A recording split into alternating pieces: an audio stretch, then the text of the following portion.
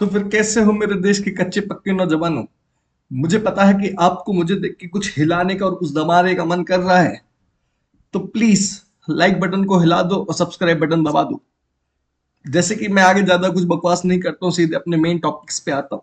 ये है अपनी UPSC current affair series with some additional benefits. जो ये जो सीरीज है ना, ये मैंने इसलिए बनाई क्योंकि मुझे बहुत प्रॉब्लम हुई। जो टीचर्स पढ़ाते हैं और सारे एग्जाम्स के लिए आज से तो बहुत स्पेशल चीजें आपके लाए हूं, 17 पेजेस। और अगर आपको ये पीडीएफ चाहिए तो प्लीज मेरे टेलीग्राम अकाउंट को फॉलो कर लो, जो मुझे भी नहीं पता है लेकिन उसको फॉलो कर लो। तो आज की सबसे पहली न्यूज, घड़ियाल और स्लॉथ बियर को रिकमेंड किया inclusion under species recovery programme of centrally sponsored scheme for integrated development of wildlife habitat. अब घड़ियाल, घड़ियाल को घड़ियाल क्यों बोलते हैं? क्योंकि उसकी जो नोज होती है वो घड़े के शेप की होती है, तो उसको घड़ियाल बोलते हैं। और sloth beer is like, sloth आपको पता होगा, तो वो स्लॉथ नहीं है, वो स्लॉथ बहुत स्लो चलता है। वो वाला स्लॉथ नहीं, स्लॉथ बियर एक बियर है, भालू है, जामवन टाइप का, वो वैसे ही दिखता है। और बेसिकली अगर हम बोले जाए कि आपको दिखेगा तो ये टेडी बियर टाइप का, लेकिन अगर आप इसके पास जाएंगे तो आपको तोड़ मोड़ के निचोड़ देगा, क्योंकि ये इंसानों पे बढ़िया तरीके से हमले करते हैं। तो आज की न्यूज ये है कि घड़ियाल और स्लॉथ बियर को रिकमेंड किया है कि इनको इंक्लूड करो species recovery programme of centrally sponsored scheme, जिसके थ्रू इसको सेंट्रली पैसा मिलेगा इनके कंजर्वेशन के लिए। ओके, तो अब है क्या ये, हुआ क्या, स्पीशीज वर रिकमेंडेड बाय, अब ये कौन रिकमेंड कर रहा है? ये रिकमेंड कर रही species standing committee of national board for wild life, जो कि 1972 wild life protection protection act के अंडर बनी है। ये रिकमेंड करती है किसकी कंजर्वेशन होना चाहिए और किसका प्रोटेक्शन होना चाहिए वाइल्ड लाइफ और फॉरेस्ट में। ठीक है, एक बार फिर से इस कमेटी का नाम देख लो, standing committee of national board for wildlife. ठीक है, अब हम फिर आते हैं घड़ियाल के बारे में और उसके बाद हम आएंगे स्लॉथ बियर के बारे में जानेंगे। तो घड़ियाल है क्या? घड़ियाल एक fresh water river like animal है। एनिमल क्या ही बोल सकते हैं घड़ियाल का, पहले उसके हैबिटेट के बारे में जानते हैं। सबसे पहली बात इंपॉर्टेंट है कि ये फ्रेश वाटर में पाए जाते हैं। मेजरली कहाँ मिलते हैं? अपनी गंगा रिवर में और चंबल रिवर में। चंबल अपना एमपी हो गया, और उसके बाद गिरवा रिवर जो अपने यूपी साइड, उसके बाद अपनी, नहीं सॉरी, गिरवा रिवर यूपी साइड नहीं है, एक बार सर्च करो गिरवा रिवर किधर है। उसके बाद अपनी आती राप्ती एंड नारायण रिवर जो कि नेपाल में। अब इसका कंजर्वेशन स्टेटस क्या है? क्रिटिकली एंडेंजर्ड एनिमल है 1972 शेड्यूल 1 अपेंडिक्स 1 में। इसके कैरेक्टरिस्टिक्स क्या है जो मैंने बताया? उसकी नाक है वो लंबी है और ऐसे घड़ी टाइप की है, तो मतलब एक तरीके से ये नाक हो जाती है पॉइंटेड, उसके बाद ये ऐसा कुट कुट कुट कुट गोल गोल हो जाती है। और मोस्टली जो मैं बल्ब टाइप स्ट्रक्चर बता रहा हूँ उसको अपन बोलते हैं स्नाउट, और उसको ही घड़ा बोला जाता है, और इसी की तरीके से उसका नाम घड़ियाल पड़ा। तो मोस्टली एक्वेटिक, ये क्रोकोडाइल्स में से सबसे ज्यादा एक्वेटिक क्रोकोडाइल है, most of the time aquatic में ही बना रहता है। अब इसके बाद हम बात करते हैं अपने स्लॉथ बियर के बारे में। स्लॉथ बियर हमारे इंडिया, श्रीलंका और नेपाल का ही नेटिव है। 5 बायोजोग्राफिकल जोन्स में पाया जाता है, जैसे कि अपना पेनिनसुलर इंडिया जिसमें वेस्टर्न घाट्स हो गया, डेक्कन आ गया, उसके बाद गंगेटिक प्लेन्स में आता है और नॉर्थ ईस्ट में भी पाया जाता है। इसका भी वही, लेकिन लेकिन इंपॉर्टेंट बात है कि ये वल्नरेबल है वाइल्ड लाइफ प्रोटेक्शन एक्ट 1972 में, शेड्यूल 1 साइट अपेंडिक्स 1 के अंदर आता है। अब इस इसके कैरेक्टरिस्टिक्स कैसे हैं? इसके कैरेक्टरिस्टिक्स ऐसे हैं कि एकदम क्यूटी क्यूटी पाए जैसा दिखता है, एक शैगी बियर कोट है इसका, और जिसको देख के आप लोग वाह इसके साथ मैं कुची कुची कू कर लूं, लेकिन वो जब कुची कुची कू करेगा तो आपकी कुची कुची कू हो जाएगी। मोस्टली ये खाते क्या है? टर्माइट्स और एंट्स, और ये सॉलिडिटरी क्रीचर है और जनरली रात में इधर उधर अपने खाने पीने के लिए निकलते हैं। ओके, और अब इसके बाद हम बात करते हैं CSSIDWH के बारे में। IDWH का फुल फॉर्म है integrated development of wildlife habitat. अब ये है क्या? ये सिंपली ये एक फाइनेंशियल और टेक्निकल असिस्टेंस प्रोवाइड करती है। इसका मेन ऑब्जेक्टिव है कि फाइनेंशियल और टेक्निकल असिस्टेंस प्रोवाइड करे किसको? स्टेट और यूनियन टेरिटरीज को, फॉर एक्टिविटीज एम्ड जो होगी वाइल्ड लाइफ कंजर्वेशन के मोटिव में। मतलब सीधी सीधी बात है, पैसा और टेक्निकल असिस्टेंस प्रोवाइड करेगी गवर्नमेंट को, जिसको नीड चाहिए कि भाई ये मेरी हेल्प करे, और हेल्प ऐसे करे कि जो हमारे स्टेट में या फिर यूनियन टेरिटरी में कोई जानवर है उसको कंजर्व करके रखे। ठीक है, अब इसके कंपोनेंट क्या है? सपोर्ट करेगा, सपोर्ट टू प्रोटेक्टेड एरियाज, जैसे कि लाइक नेशनल पार्क हो गया, वाइल्ड लाइफ सेंचुरी हो गया, कंजर्वेशन रिजर्व हो गया, इस एरिया में ये काम करेगी, फाइनेंशियल और टेक्निकल असिस्टेंस प्रोवाइड करेगी। उसके साथ साथ protection of wild life outside भी प्रोटेक्शन एरिया, जैसे कि human wild life conflict zone है, उधर भी वाइल्ड लाइफ को प्रोटेक्शन देती है, रूल्स वगैरह में लाइक रूल्स को कंप्लाई करने में भी हेल्प करती है, जितने भी वाइल्ड लाइफ प्रोटेक्शन रूल्स है। ठीक है, अब इसने 22 स्पीशीज को इंक्लूड कर रखा है, और उनमें से कुछ स्पीशीज ये ग्रेट इंडियन बस्टर्ड, जिसको लाइक सबसे तेज भागती हुई चिड़िया बोल सकते हैं इंडिया की, और लाइक उसके बाद स्नो लेपर्ड हो गया, एशियाटिक लाइन हो गया, ऐसी कुछ स्पीसीज है जिसको स्पीसीज रिकवरी प्रोग्राम में डाल रखा। और ये हमारा रहा एनवायरमेंट का टॉपिक खत्म। इतना तगड़ा टॉपिक मैंने आपको समझाया कि आपको समझ समझ के समझ में आ गया होगा। अब उसके बाद बात करते हैं हम अगली न्यूज की। अगली न्यूज ये है कि मराठा की जो मिलिट्री लैंडस्केप्स है, जो उनकी स्ट्रेटेजिक साइट्स, फोर्ट्स वाली साइट, उनको ऐड कर रखा है यूनेस्को की वर्ल्ड हेरिटेज लिस्ट में समझे। तो अब हम आगे बढ़ते हैं, इसके बाद में क्या है। तो सबसे पहले यूनेस्को वर्ल्ड हेरिटेज साइट कौन सी है? आगरा का फोर्ट। एक बार रीचेक कर लोगे तो ठीक है। अब ये जो मराठा की जो लैंडस्केप है, उनको क्यों ऐड किया वर्ल्ड हेरिटेज साइट? तो उनको ऐड इसलिए किया क्योंकि वो एक जीता जागता कल्चरल ट्रेडिशन का लाइक शो पीस है, जिसका एक यूनिक आर्किटेक्चर है, और उस आर्किटेक्चर की टेक्नोलॉजी बिल्कुल यूनिक है, और वो एकदम स्ट्रांगली कनेक्टेड है हमारे हिस्टोरिकल इवेंट्स एंड ट्रेडिशन से।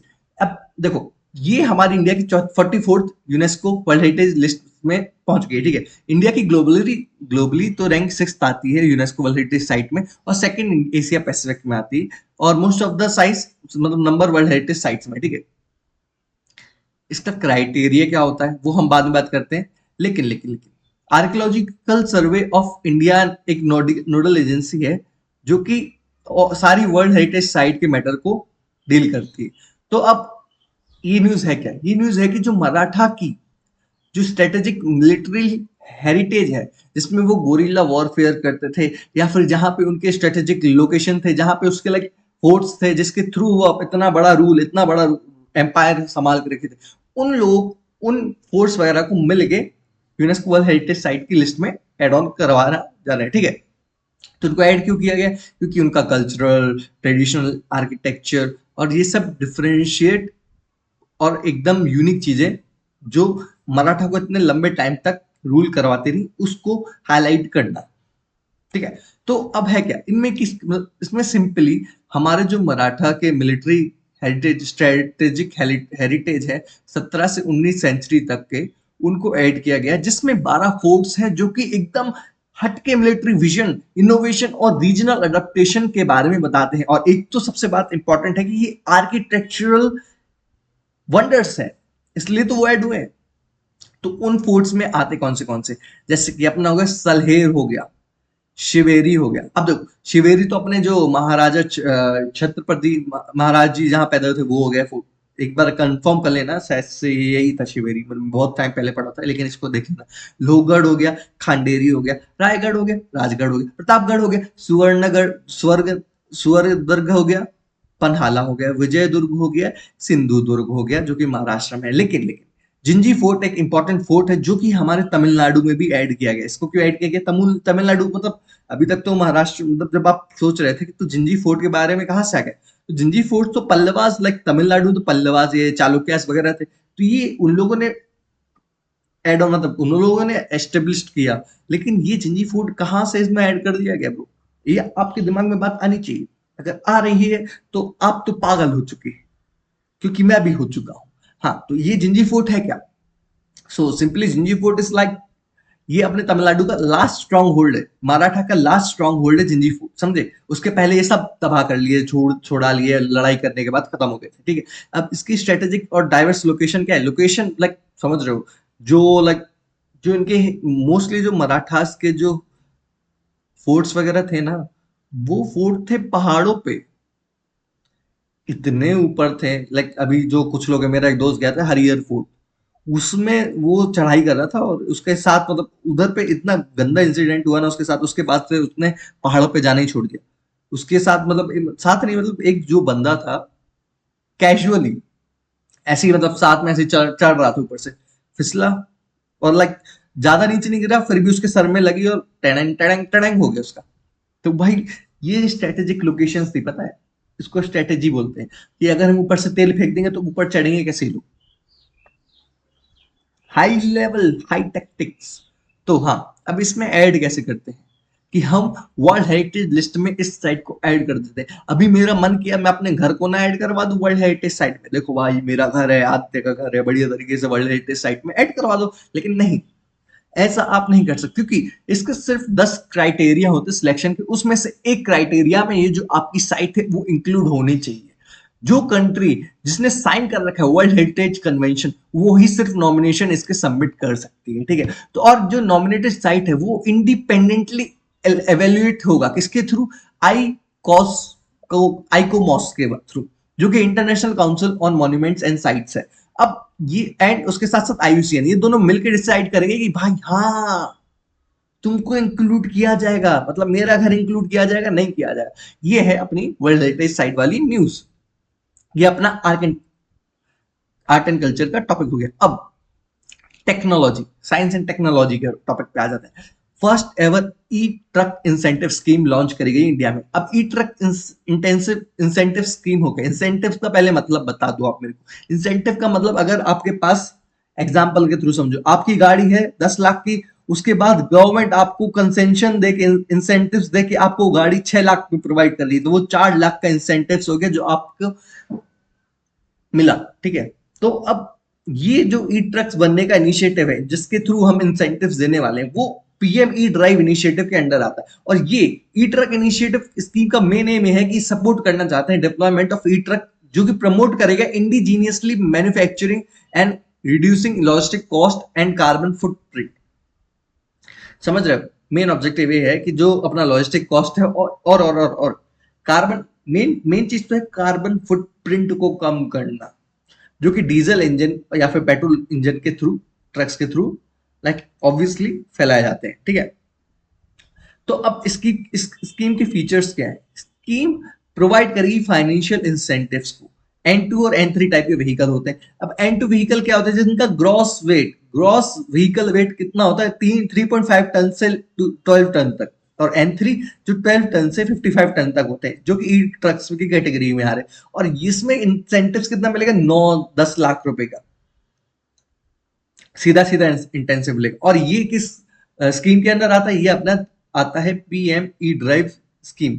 और ई ड्राइव का फुल फॉर्म क्या है, ई का इलेक्ट्रिक हो गया, डी से ड्राइव हो गया, आर से रिवॉल्यूशन हो गया, in innovation vehicle enhancement scheme. और इसके लिए कौन सी मिनिस्ट्री रिस्पॉन्सिबल है, वो ministry of heavy industries responsible है।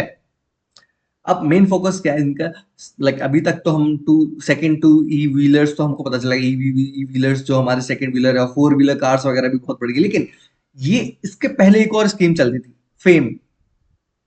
तो इसमें और फेम स्कीम में डिफरेंस क्या है। फेम स्कीम में डिफरेंस मतलब ये जो अपना ई ड्राइव स्कीम है, इसमें डिफरेंस ये है फेम स्कीम से कि सिंपली ये स्कीम ना हमारी ई ट्रक्स और ई एम्बुलेंस को भी इंक्लूड करती, जो हमारी फेम स्कीम नहीं करती थी। क्या बाबू, नहीं करती थी, ठीक है।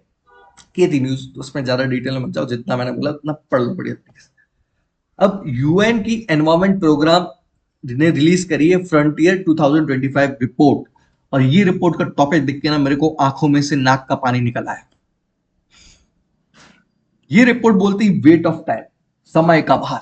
समय का पहिया चलता है, समय बदलता है, समय बदलता है, आपका भी समय आएगा, बंटाधार हो जाएगा, मजा आएगा। चलिए ठीक है। तो वेट ऑफ टाइम, सीरियस होते हैं। अगर आप सोचो इस बारे में, समय क्या आपके लिए रुक रहा है। 1 सेकंड हो गया, चला गया समय। 2 सेकंड हो गया, चला गया समय। 3 सेकंड हो गया, चला गया समय। आप हमेशा समय के कर्जदार हैं।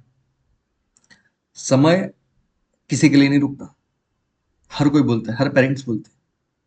तो उस टाइम को एकदम प्रोडक्टिव तरीके से यूज करिए, बिल्कुल प्रॉपर तरीके से डिवाइड करिए अपने शेड्यूल को। और हाँ, क्योंकि एट द एंड अगर आपने समय का अच्छे से यूज नहीं किया तो एट द एंड आपको पछताना पड़ेगा। वही 28 साल की उम्र में जब जब आप जाएंगे और आपका एक दोस्त बढ़िया गांव में जॉब में होगा, और आप, समय का पहिया चलता है, अब बदलता है, बेरोजगार बैठे रहेंगे, कैसा लगेगा। I feel sad for you. तुम्हारे तो लौड़े लग जाएंगे भाई, शुद्ध में बता रहे। चलो लीव, सीरियस बात नहीं करते हैं, पढ़ते हैं, इज्जत से प्यार से पढ़ते हैं। जिसने भी देखा, किसी ने नहीं देखा। ओके, सो यही वेट ऑफ टाइम रिपोर्ट करी, फ्रंटियर रिपोर्ट, जो कि स्पॉटलाइट करती एनवायरमेंटल इशू, एनवायरमेंट और global warming. Global warming bye humans, तो ह्यूमंस के थ्रू जो ग्लोबल वार्मिंग हो रही है उसकी वजह से जो एनवायरमेंटल इफेक्ट हो रहे हैं, वो मेजर इश्यूज को हाईलाइट करती है रिपोर्ट। तो मेजर एनवायरमेंट इशू ये रिपोर्ट हाईलाइट करती है, वो सबसे पहला है कि जो क्रायोस्फीयर है वो वार्म हो रहा है। क्रायोस्फीयर वार्म हो रहा है, क्रायोस्फीयर मतलब बर्फ से जमी हुई जितनी भी लेयर है, उस लेयर को अपन बोल, मतलब अपने अर्थ में जितनी भी फ्रोजन एरिया उसको क्रायोस्फीयर बोलते हैं। क्रायो का मतलब फ्रोजन। ओके, तो ये रिपोर्ट बोलती है कि जो क्लाइमेट वार्मिंग है उसकी वजह से जो पहले जो माइक्रोब्स थे जो लो टेम्परेचर में अभी जम चुके हैं, वो वापस रिएक्टिवेट हो जाएंगे। उनकी वजह से क्या होगा, लाइक बायोडाइवर्सिटी लॉस होगा, उसके जो नए नए पैथोजेंस रिलीज करेंगे, उसकी वजह से नई लाइक नई नई बीमारी आएंगी, और नई नई बीमारी आएगी तो धीरे धीरे क्या होगा, एनवायरमेंट डिस्ट्रॉय हो जाएगा और नया एनवायरमेंट बनेगा। एट दी एंड अर्थ तबाह हो जाएगी। और उसके बाद क्या होगा, सीधी सीधी बात है कि इंसान भी मर जाएंगे, सारे इंसान मर जाएंगे, मतलब मैं भी मर जाऊंगा, मैं भी मर जाऊंगा, तुम भी मर जाओगे, तुम भी मर जाओगे। उसके बाद क्या होगा, उसके बाद यही होगा, अर्थ वापस रीजनरेट करेगी अपने आप को। ठीक है, इतना तो नहीं लिखा, मैं बोल रहा था। ठीक है, उसके बाद अपना रिवर बैरियर्स, रिवर बैरियर्स क्या हो गए, डैम्स हो गए, लो हेड डैम्स हो गए, बैरेज हो गए, कलवर्ट्स हो गए, स्लुइसेस हो गए। ठीक है, ये अपने हो गए, ये क्या करते हैं, रिवर को पानी रोक देते हैं। अभी पानी रोक दिया गया, उसकी वजह से क्या हुआ, इसकी वजह से ये हुआ कि जो वाटर फ्लो था अन टेम्परेचर, वो मॉडिफाई हो गया, क्योंकि एक जगह जहाँ पे वाटर फ्लो तेज होने की वजह से पानी रुका नहीं था और वो टेम्परेचर लो था, अब वहां पे पानी रुकने की वजह से टेम्परेचर हाई हो रहा है पानी का। उसकी वजह से वहां पे हैबिटेट का चेंजेस आ रहे हैं। जो मछलियां ठंडे पानी में रह रही थी, अब वो मछलियां वहां पे नहीं रह पा रही, तो वो मछलियां वहां मर जा रही हैं, और गर्म पानी वाली मछलियां वहां रह रही। और अचानक से तुमने डैम खोल दिया तो उन मछलियों का भी बंटाधार हो जाएगा। उसके बाद आते हैं, जो डैम है वहां पे अपने सेडिमेंट्स जमा हो जाते हैं डैम पे, जो रिवर्स लेकर आती है। ठीक है, उसके बाद डिस्प्लेस करती है, जो डैम्स बनते हैं उसकी वजह से जो इंडिजीनियस कम्युनिटी और फिश कम्युनिटी, वो ना लाइक बहुत डिस्टर्ब हो जाती है, उनको शिफ्ट करना पड़ता है, अपना घर बदलना पड़ता है, और उस डैम की वजह से प्रॉफिट्स भी बहुत है। अभी उसी कम्युनिटी को पानी तो मिला, लेकिन जो शहर में लोग रह रहे हैं, शहर में लोगों का फायदा होगा डैम नहीं होने का ब्रो। शहर में लोगों को पानी चाहिए, गांव में तो रिवर अगर है पास में तो मिल ही जाएगा। समझे, बैरियर रिमूवल्स रिड्यूस करते क्या, फ्रेगमेंटेशन को। ठीक, ये हो गया, ये नॉर्मल था, अब इसमें कुछ ज्यादा अंदर जाने की बात नहीं है। ये न्यूज आप नॉर्मली, मतलब एनवायरमेंट के टॉपिक्स में आप नॉर्मली लिख सकते हैं, तो इतनी बड़ी न्यूज नहीं थी। लेकिन ये जो दो तीन न्यूज पढ़ाई मैंने, एनवायरमेंट की दो न्यूज हो गई अपनी, आर्ट एंड कल्चर का पढ़ा दिया भाई एकदम, और साइंस एंड टेक्नोलॉजी का भी पढ़ा दिया। मेरे को एक बात बताओ, तुमको समझ में आ रहा है मैं क्या बोलूं, कि बस समय का पहिया चल रहा है और आप बेरोजगार बैठे रहे हो, और आगे भी बेरोजगार ही रहना है, फ्यूचरिस्टिक सोच है आपकी।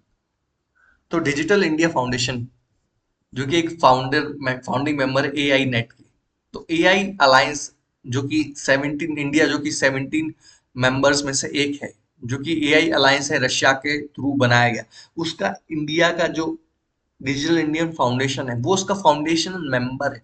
उसने ऑब्जेक्ट किया है कि पाकिस्तान को एआई टेक्नोलॉजी देने की जरूरत नहीं है, इनके पास ऊपर वाला है जो सब कुछ दे रहा है इनको, अल्लाह पाक सब कुछ देख रहा है इनका। तो इनको ये इस चीजों में इंक्लूड नहीं करा जाए, इनको जेट एक्ट्स देने की कोई जरूरत नहीं। लाइक लिटरली अगर तुम्हारा अल्लाह सब कुछ कर, सॉरी सॉरी, मैं भूल गया था कि हमारे यहाँ भी है मुस्लिम साहब। लिटरली तुम्हारा वो गॉड अगर सब कुछ दे रहा है, तो तुमको ये जेट सेट्स वगैरह लेने की जरूरत क्या है? तुमको क्यों साइंस एंड टेक्नोलॉजी में आगे जाना है ना ब्रो? जस्ट किडिंग भाई। तो वही है, एआई बस। देखो इंडिया को ऑब्जेक्ट हुआ कि भाई देखो, ये हम बन, like India is one of the founding member of AI alliance Russia. 17 members administrate करते हैं। तो अब हम फाउंडेशन मेंबर, हमारा पाकिस्तान के साथ 36 का आंकड़ा है, और तुम इसमें हमको, इस पाकिस्तान को इंक्लूड कर रहे हो, और उनके साथ टेक्नोलॉजी की नॉलेज शेयर करना चाहते हो। वाई? अगर ये होगा तो इंडिया बाहर होगा, यही। अब स्विट्जरलैंड ने कंप्लीटली रेटिफाई कर दिया है क्या, ट्रेड एग्रीमेंट जो कि साइन किया है इंडिया और 4 अदर नेशन यूरोपियन नेशन के बारे में, जो कि फ्री एसोसिएशन। तो फ्री ट्रेड एग्रीमेंट क्या होता है? ये क्या चालू है? व्हाट द हेल, इसको हटाओ, चला गया। हाँ, तो स्विट्जरलैंड ने अभी कंप्लीटली रेटिफाई कर दिया है, जो कि प्रोसेस था ट्रेड एग्रीमेंट, जो कि साइन किया गया इंडिया और 4 यूरोपियन नेशन। अब 4 यूरोपियन नेशन कौन कौन सा है? अपना स्विट्जरलैंड तो हो गई ऑब्वियस, उसके साथ साथ अपना होगा नॉर्वे, आइसलैंड और लीचटेनस्टीन।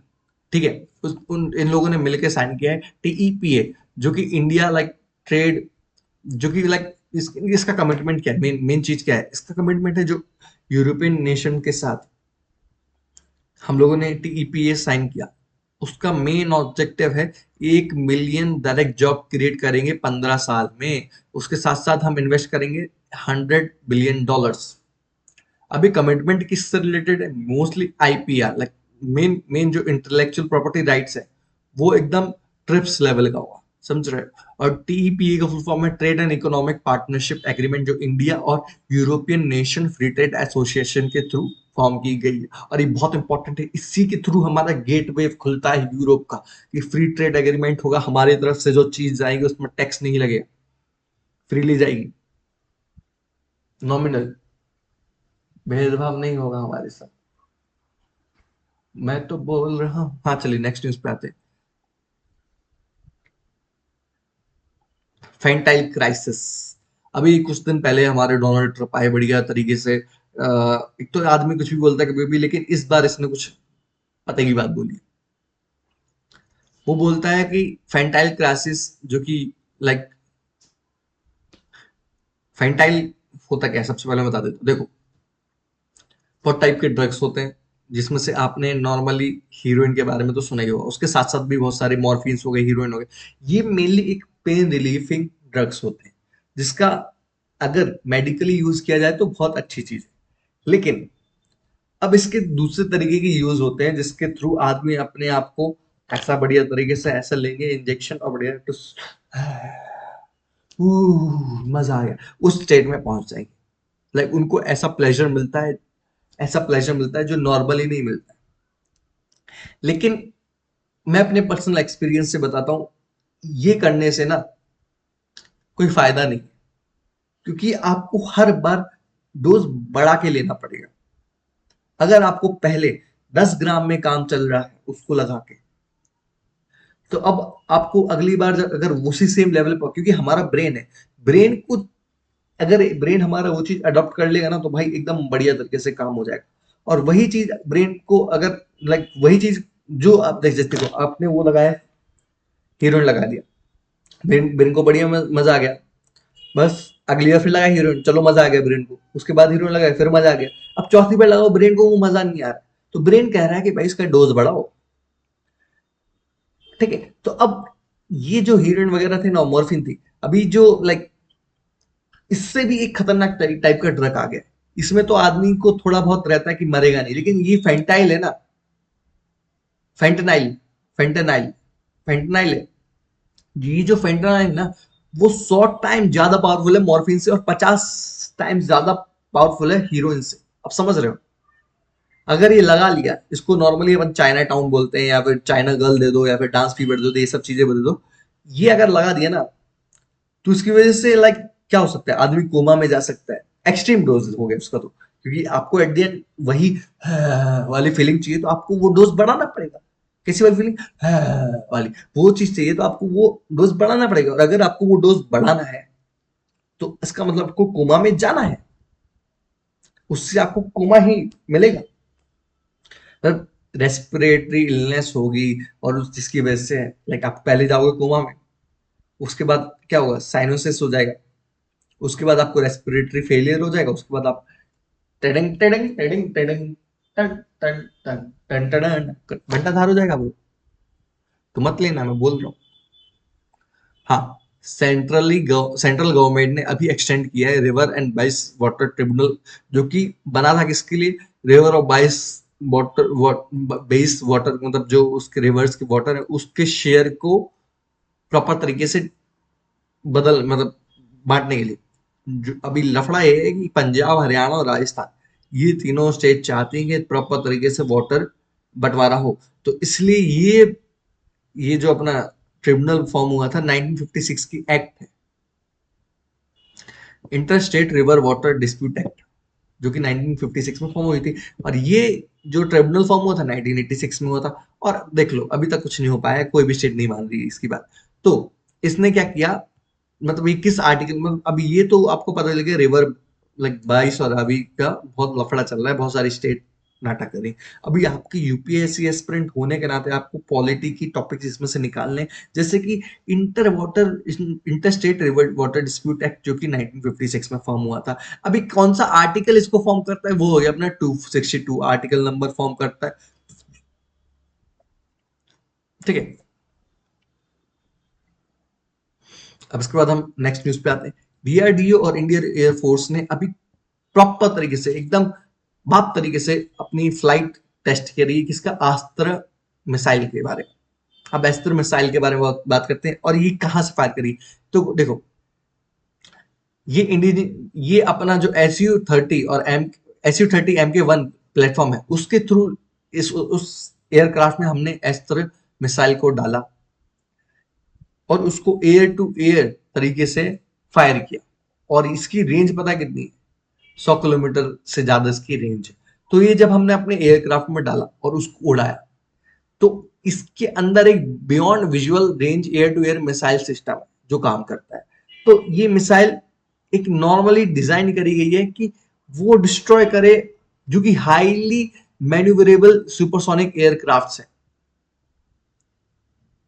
समझ रहे, जो कि एक बहुत बड़ी बात है कि जैसे कि एयरक्राफ्ट आया आपके सामने और बहुत प्रॉपर तरीके से मूव कर रहा है और उसको पकड़ना मुश्किल हो गया, लेकिन हमने बना रखा है एस्त्र मिसाइल, जो कि हम ऐसे ही जा रहा है करके फोड़ देंगे, मजा आ जाएगा। तो ये हमारी एस्त्र मिसाइल की कहानी। और एक एक जो अच्छी चीज मैं बता देना चाहता हूँ कि ये ना सब वेदर, ऑल वेदर, नाइट, सुबह रात, तूफान उफान, हर जगह काम करती है, बिल्कुल प्रॉपर मिसाइल है। और इसकी टेस्ट फायर किया गया, मतलब उसको टेस्ट किया गया और ये प्रॉपर तरीके से काम किया। ठीक है, अब नेक्स्ट न्यूज पे पहुंचते हैं, पीर पंजाल रेंज के बारे में आते हैं।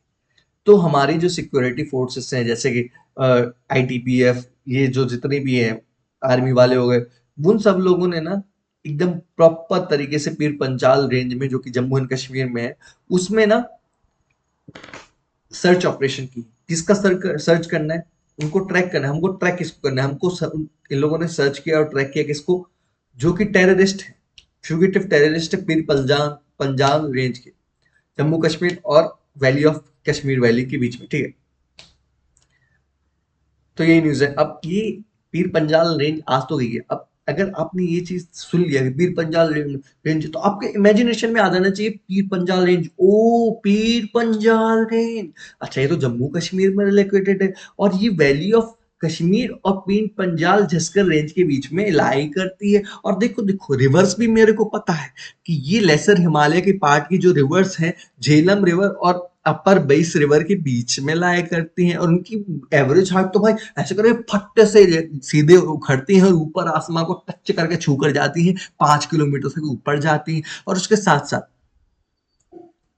कुछ आपको यहाँ के पास भी याद होने चाहिए, जो कि पास पता है ना, पीर पंजाल पास ऑब्वियस है, बिडल पास इज इम्पोर्टेंट, गोला घर पास इज इम्पोर्टेंट, बनिहाल पास ये नॉर्मल है। ठीक है, ये आपको तो पता ही होना चाहिए ब्रो। ठीक, अब आते हैं अपन नेक्स्ट न्यूज पे।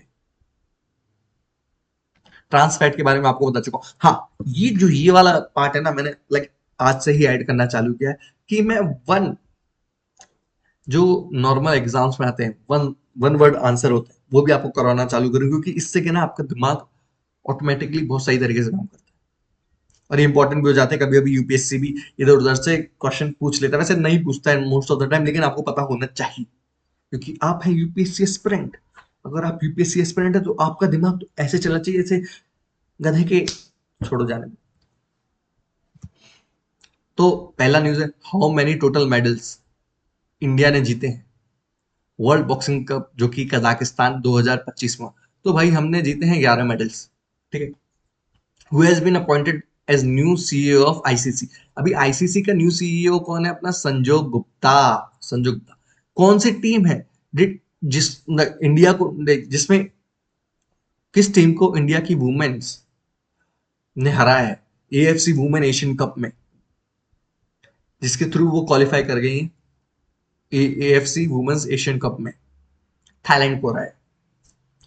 किसको इलेक्ट किया गया है? सूरीनाम की पहली प्रेसिडेंट, वुमेन प्रेसिडेंट। वुमेन याद रखना, वुमेन, वुमेन एम्पावरमेंट इसको बोलते हैं, ना कि चल छैया छैया छैया छैया चल छैया छैया, ये नहीं है वुमेन एम्पावरमेंट, ठीक है? तो वो है अपनी जेनिफर साइमंस, पहली वुमेन प्रेसिडेंट है सूरीनाम की। ओके, कौन से डिस्ट्रिक्ट ने टॉप किया है नीति आयोग की north east region district index को? हैनाथियल, हैनाथियल, हैनाथियल, हैनाथिल, हैनाथिल, हैनाथिल, हैनाथिल। हाँ, यही है। जो भी नाम है आप एक बार पढ़ लो, लेकिन इसने टॉप की है नॉर्थ ईस्ट की रीजनल डिस्ट्रिक्ट एसडीजी इंडेक्स को। कौन जीता है British grand prix Silverstone award? पहले तो मैं सोचा था कि मैक्स वर्स्टैपेन जीतने वाला है, लेकिन नहीं, वो नहीं जीते। जीते Lando Norris, Lando Norris, Lando Norris, Lando Norris, ठीक है। It's okay. आज के बाद मैं इसका नाम नहीं पढ़ूंगा, आई एम सॉरी ब्रो।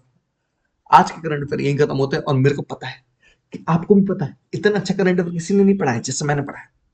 तो अगर एक बाप की औलाद है तो इसको लाइक और शेयर कर लो।